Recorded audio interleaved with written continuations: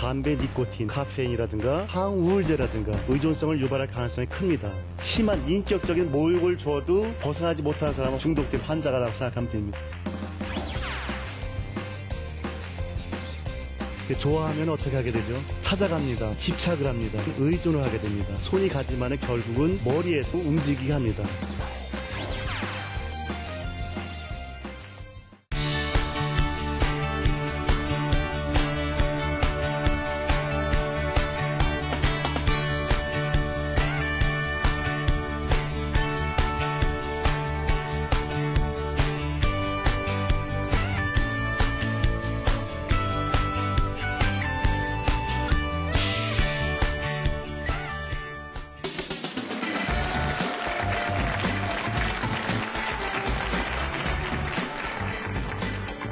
네, 여러분 안녕하세요. 놀랍고 신비한 과학 이야기가 가득한 강연 프로그램 사과나무의 저는 유시연입니다. 사람들이 습관적으로 무언가를 계속할 때 중독이라는 표현을 쓰죠. 뭐 하루에 아침에 일어나서 7, 8잔 커피를 드신 분에게는 카페인 중독이라는 말을 쓰고요. 습관적으로 계속해서 담배를 피시는 분한테는 니코틴 중독이라는 표현을 씁니다. 그리고 요즘 스마트폰 없이는 못 산다 하시는 분들께는 스마트폰 중독이라는 말도 하는데 지금 그러실 것 같아요. 아니 과학 강연 얘기한다면서 왜 갑자기 중독 얘기를 하는 거야? 그런데 이 중독이 과학하고 상관이 있다고 합니다. 저는 모르고요. 이제 나오실 분께서 여러분들께 어떤 상관이 있는지 설명을 해주실 거예요. 모셔보도록 할까요? 바로 오늘 강연을 맡아주실 오세관 교수님이십니다. 박수로 맞이하도록 하겠습니다.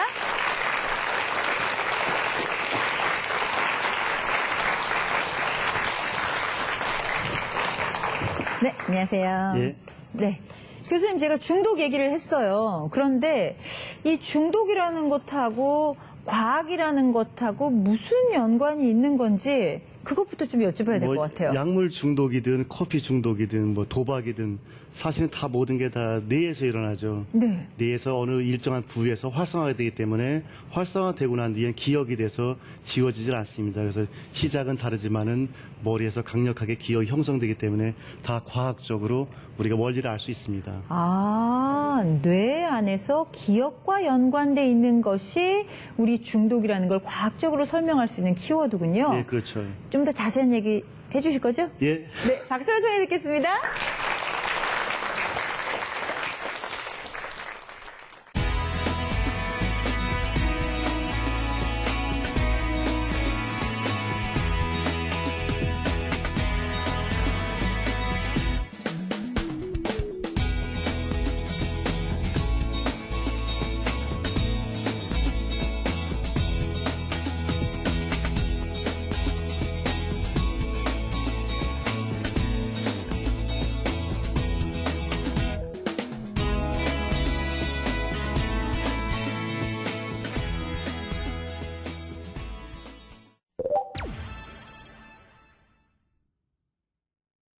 여러분들은 무엇을 좋아하신 적이 있죠? 좋아하면 어떻게 하게 되죠? 뭐 찾아갑니다. 그러다가 좀 심하면 집착을 합니다. 더 심하면 의존을 하게 됩니다. 우리가 심지어는 음식도 뭐 떡볶이다 아니면은 매운 그런 무슨 뭐 닭발 처음에 울면서 먹습니다. 그러다가 기분이 좋으면은 아, 나 중독성 있어. 또 손이 갑니다. 그러다가 좀 더 심하게 되면은 나 꽂혔어. 꽂혔다. 이 정도가 되면 대부분 이제 중독까지 좀 가게 됩니다. 그러면 왜 우리가 뭐가 이렇게 머리에서 꽂힐까요? 보면은 다 이게 머리에서 다 이게 저 기억이 형성됩니다. 손이 가지만은 결국은 머리에서 지령을 내리고 움직이게 합니다. 그만큼 머리는 복잡하지만은 우리가 차근차근 왜 그렇게 중독이 되는지 또 중독이 오래 가는지를 한번 알아보겠습니다. 심지어는 음식도 그렇게 중독성이 있는데 보면은 머리에 작용하는 약들은 그 중독 가능성이 큽니다. 우리가 많이 하는 커피, 카페인이라든가 담배, 니코틴, 알코올 이런 것들은 흔하게 우리가 알고 있는 물질입니다. 심지어는 뇌에 많이 작용하는 약물들, 뭐 항불안제라든가 항우울제라든가 심지어는 전신마취제라든가 이렇게 머리의 감정을 조절하는 약물들은 중독을 의존성을 유발할 가능성이 큽니다. 그러니까 어느 경우는 약보다도 중독성이 너무 강하기 때문에 규제를 하는 것입니다. 이거는 법적으로 불법화하기도 하고. 그럼 왜 자꾸 이렇게 또 찾게 될까요? 처음에는 기쁨으로 시작합니다. 보상이 있습니다. 어느 정도 중독이 되고 나면 뒤에는 그걸 안 하게 되면 의존이 끝나게 되면은 자꾸 불안해집니다. 뭔가 좀 기억력도 흐려지기도 하고 몰두를 못하기도 하고 그래서 자꾸 우리는 강제적으로 규제도 하고 그러는 것입니다. 그럼 어떻게 이게 머리에서 이렇게 작용을 할까요? 제일 어느 약물이 의존성이 있다, 중독성이 있다. 이걸 어떻게 평가할까요? 제일 좋고 정확한 건 사람에게 테스트하는 겁니다. 그러나 우리가 잘 모르는 물질을 사람에게 테스트할 수는 없습니다. 그러니까 이제 동물을 이용하게 됩니다. 근데 거기는 문제점이 있습니다. 동물은 말을 못합니다. 어느 약물을 주고 난 뒤에 기분이 좋습니까? 마우스나 래트나 눈만 동그랗게 뜨고 있습니다. 얼굴도 포커페이스입니다. 그래서 우리는 거기서 동물의 특이한 반응을 이용하여서 그거를 계량화하고 측정하는 방법을 고안했습니다. 많이 쓰는 방법 중에 하나가 족구나 장소, 선호도 이렇게 얘기를 하는데 사람도 비슷하지만은 대개 보면은 밝은 데보다는 어두운 데를 좋아합니다. 본성적으로 뭐 공격을 하든 방어를 하든 어두운 데가 유리합니다. 동물도 어두운 데가를 좋아하니까 어두운 방에 갔을 때는 그냥 평범한 셀라인 생리식염수를 줍니다. 그러나 다음에 환한 방에 갈 때 싫어하는 방이지만 거기는 맛있는 거라든가 설탕을 주거나 아니면 코카인을 줍니다.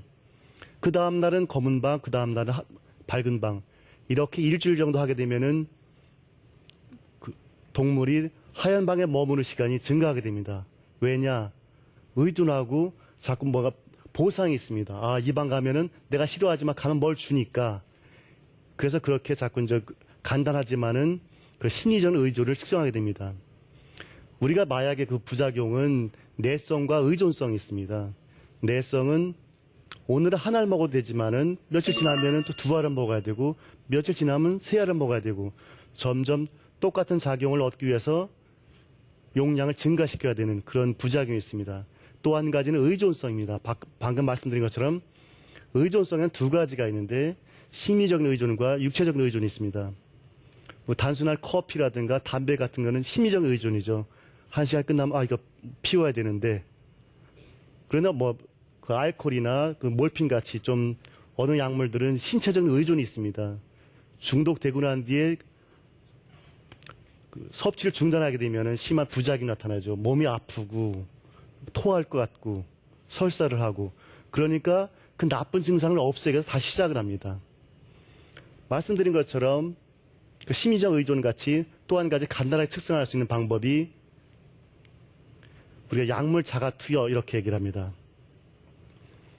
그림에서 보시는 것처럼 그 동물에게 뭐 혈관 쪽으로 튜빙을 연결합니다. 약물과 뭐 코케인을 연결할 수 있기도 하고 또 한 가지는 바를 누르면은 설탕물이 나오게 훈련을 시킵니다. 그러면은 처음에는 아무것도 모르지만은 몇 번 눌렀더니 기분이 좋아지더라. 이제 그걸 알게 됩니다. 서서히 기억이 형성됩니다. 의존은 되는 거죠. 심지어는 실험자가 들어가면 나를 기쁘게 해주는 사람 반가워서 막 케이지가 움직이기도 합니다. 케이지 속을 그 동물이 움직일 정도가 됩니다. 그러면은 이렇게 속에서는 뭐가 점점점 기억이 형성돼 가는 것입니다. 비슷한 그림인데 보면은 처음에는 약물을 주면은 발을 자꾸 누릅니다. 약물 들어가니까 기분이 좋아지니까. 그러다가 심지어는 코케인 같이 그 심한 약물들은 죽을 때까지 누릅니다. 너무 호흡마비가 올 때까지. 그러니까 컴퓨터로 그 제어를 하게 됩니다. 어느 정도 섭취를 하다가 중간에는 휴직이라고 해가지고 약물을 사용 안 하는 거죠. 보통 이럴 때는 이제 여러 가지 그런 금단 현상이 나타나는 것입니다. 담배 피우는 분들 손 떨림 이런 것처럼 동물들도 보면은 뭔가가 보면은 불안하고 가만히 있지를 못하기도 하고 기억도 혼미해지고 이렇게 하다가 어느 계기가 돼서 보면은 스트레스가 간다든가 아니면은 그런 단서작이라는 큐 자기가 약물을 먹을 때 보면 소리를 들었거나 아니면 어느 장면을 보여주거나 그러면 다시 기억이 나와가지고 또 발을 탁 누릅니다. 왜 그러냐? 벌써 이미 머릿속에는 그런 기억이 형성되어 있습니다. 그렇기 때문에 그런 자기는 추억, 좋은 추억이지만 점점점 어떻게 악마같이 그런 좀 나쁜 추억이 돼갑니다. 의존하게 됩니다.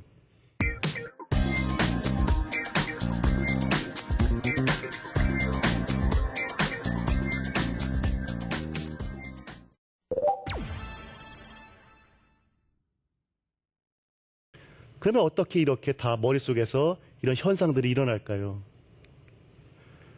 우리가 보면은 최근에는 여러 실험을 통해서 뇌의 어느 부위가 이렇게 보상에 관계된다는 걸 우리가 알았습니다. 그래서 보면은 뭐 VTL, 벤트럴 태그먼트 에어리아, 복측 피계야 이런 부위를 약물을 주거나 전기적으로 자극을 주면 끝부분에 가서 그 뉴클리어스 어컨버스라고 측저핵이라는 부분에서 도파민이 나오게 됩니다. 뒤에 말씀드리겠지만은 도파민은 신경 전달 물질의 일종입니다. 그러면 자극을 하게 되면은 여러 가지 신경세포에서 반응이 일어납니다.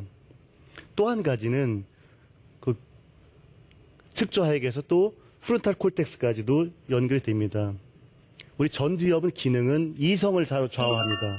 뭐 계획을 한다든가 뭔가 좀 뭐 이성적인 걸 판단하는데 그게 망가지면은 자꾸 이게 공부도 소홀하게 되기도 하고 창피함 적어지기도 하고 문제는 청소년기 때는 아직도 전두엽이 발달 과정에 있습니다. 동물 실험을 해봐도 어린이는 더 중독에 예민합니다. 그래서 우리가 청소년들을 어릴 때부터 보호해야 하고 왜 이런가 이런 걸 가르쳐 줄 필요가 있는 것입니다.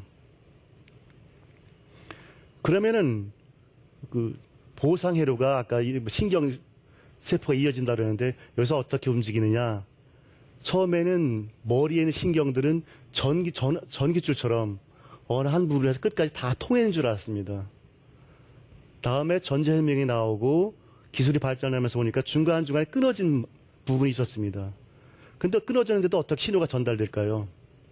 거기에 보면은 중간에 시냅스라는 부위가 있습니다. 거기에는 화학적으로 자극이 오면은 신경 전달 물질 분비가 돼서 뒤에 가서 또 수용체를 자극하게 됩니다. 그러면서 신호가 이어집니다.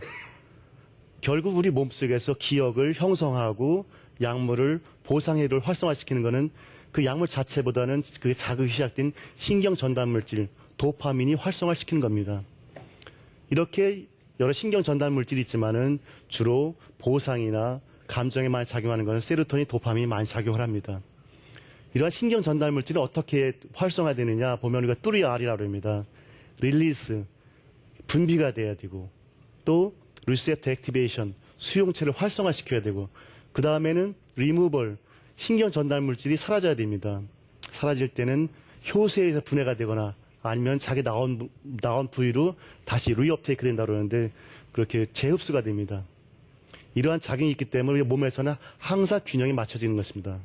그거 깨지게 되면은 경련이 일어나기도 하고 너무 흥분되기도 하고 이런 작용이 일어나는 것입니다. 그러면 수용체를 잠깐 보면은 수용체는 크게 두 가지가 있습니다. 하나는 채널 타입이 있고 또 한 가지는 G단백과 연결된 그런 수용체가 있습니다. 채널 타입은 신경 전달 물질이 딱 닿게 되면 열려가지고 세포 안으로 소듐이나 클로라이드 같은 거 들어가서 멤브레인 포텐시에 변하게 됩니다. 그러면 신경 전달이 더 흥분되거나 다음 저하가 되게 됩니다.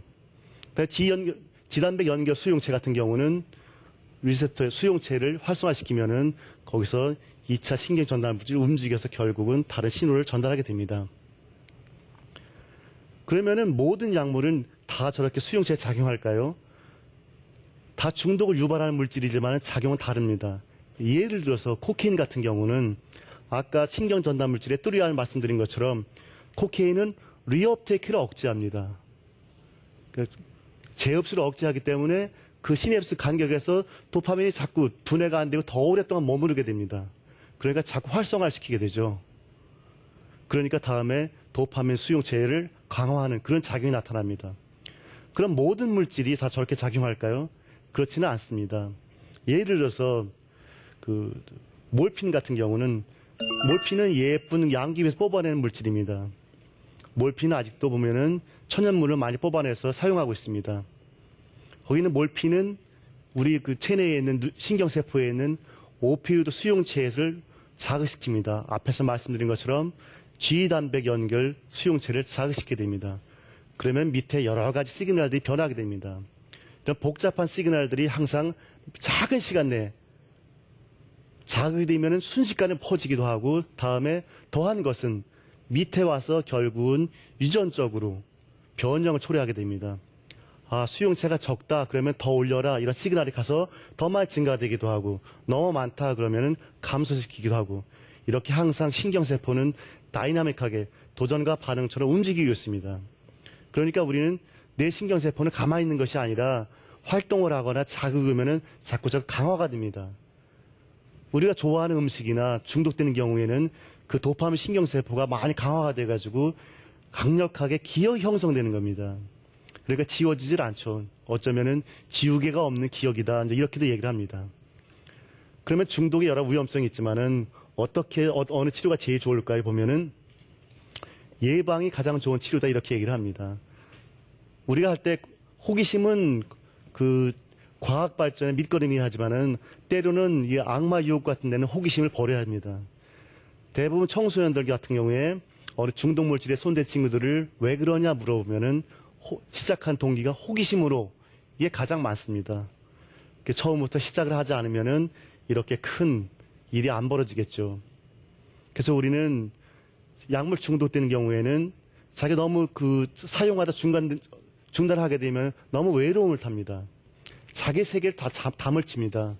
그러니까 자기는 빠져가지고 거기서 벗어나지 못하고 또 안 하면 불안하니까 자꾸 혼미스러우니까 자꾸 또 하게 되는 거죠. 그럴 경우에 자꾸 개방적으로 또 한 가지는 더 심한 사람 자기가 환자같이 약물 중독이 심한 경우에는 내 질환이라고 생각하면 맞습니다. 우리가 이성적으로 너 그걸 왜 못해 이렇게 하지만은 머릿속에서는 이미 혈류가 형성됐기 때문에 그게 이성으로 통제가 안 됩니다. 그래서 우리가 보면은 따뜻한 가정처럼 소통하고 그런 것이 가장 중요한 약물 예방의 길이 아닌가 이렇게 생각합니다. 예, 여기까지 말씀드리겠습니다.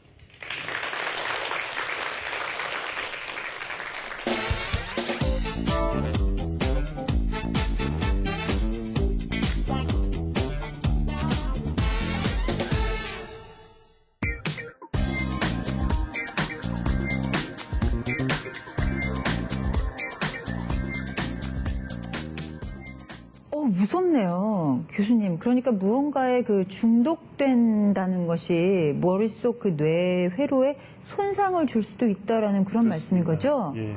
손상도 오기도 하고 네. 또 강화를 시켜서 기억을 우리가 얘기할 때 심각하다고 그럽니다. 심각하다는 거는 마음에 정말 그 뭐 기억을 오랫동안 비석에 새기는 것처럼 그 강력한 기억이 형성되는 그냥 것입니다. 각인되는군요, 그렇죠. 뇌 안에. 예. 그렇다면 지금 여기 계신 분들 중에 또 가족 중에 계속해서 뭐 담배를 피운다거나 뭐 계속 술을 드신다거나 뭐 이런 분들이 혹시 나도 중독 아니야? 하고 이렇게 좀 두려워하시는 분들이 계실 것 같은데 그걸 좀 이렇게 진단할 수 있는 그런 방법이 있을까요? 근데 보면은 해당되는 심한 사람은 자기가 절대 환자라고 얘기를 하지 않습니다. 제가 판단할 때는 보면은 심한 인격적인 모욕을 줘도 벗어나지 못하는 사람은 중독된 환자라고 생각하면 됩니다. 아, 인격적인 모독을 받았는데도 계속한다. 이건 약간 중독성이 있다. 그렇죠. 그러니까 이성적인 기능이 조금 마비가 됐다 그러나 좀 다른 거죠. 자기 세계만 자꾸 찾기도 하고 네. 다른 세계라고 생각을 하는 거죠. 네. 혹시 그러시다면 한 번쯤 중독을 의심하시고 조심하시는 것이 좋을 것 같다는 생각이 듭니다. 자, 그럼 이제 방청객 여러분들의 질문을 받아보도록 하겠습니다. 오늘 중독이라는 과학 이야기를 하고 있는데요. 자, 어떤 질문이 있을까요? 네. 마이클 잭슨이 프로포폴이라는 수면제를 계속 사용하다가 중독으로 사망했는데 프로포폴이라는 수면제가 어느 부분에 손상을 주나요? 프로포폴이라는 약이 뇌의 어느 부분에 손상을 주나요? 라는 질문이었습니다. 사실 보면은 이제 프로포폴을 우리가 무슨 우유주사라고 그러잖아요. 우유주사라고 많이 네네. 그랬죠. 그 생김이 우유처럼 뿌옇습니다. 물에 녹지 않아가지고 생김이. 그래서 그런 별명도 들었고 이거는 아주 그 마치 좋은 약으로는 혁신적으로 그 부작용도 적기도 하고 보통 마취를 하긴 하면 좀 뒤끝이 안 좋다 그러는데 프로포폴은 뒤끝이 깨끗하다 그래요. 그래서 자꾸 사람들이 선호하는 겁니다. 마치 잠을 푹 자고 난 것처럼.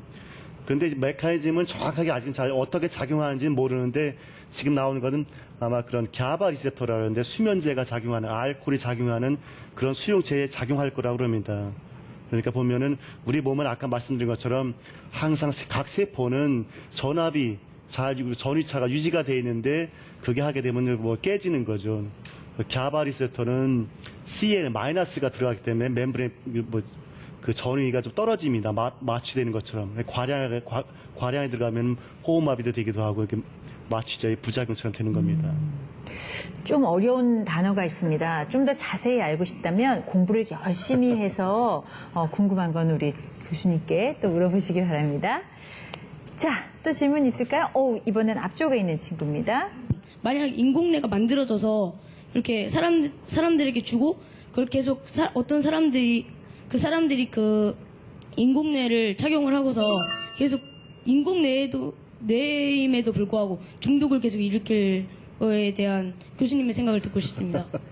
자, 제가 정리를 해보자면 만약 인공뇌가 만들어진다면 그 인공뇌도 이런 중독에 의해서 문제가 발생할 수 있느냐, 사람이 만드는 인공뇌다 보니까 그런 걸 방지할 수도 있는 게 아니냐라는 그런 질문인 것 같아요. 맞습니까?